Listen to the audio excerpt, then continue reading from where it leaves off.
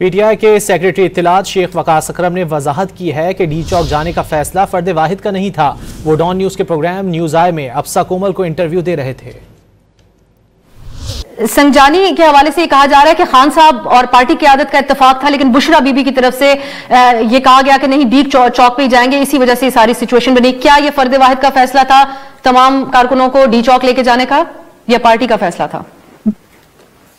देखें, अगर आपको याद हो तो ओरिजिनल प्लान यही था। अगेन मैं कहूंगा, हमने इसके ऊपर प्रेस कॉन्फ्रेंसेस भी की और आप सबको ये टॉक शोज पे बताते रहे कि मार्च करना है, और मार्च करने के बाद इवन अली अमीन गंडापुर और लोगों ने ये ऐलान किया था बाकायदा तौर पे कि वहीं जाना है।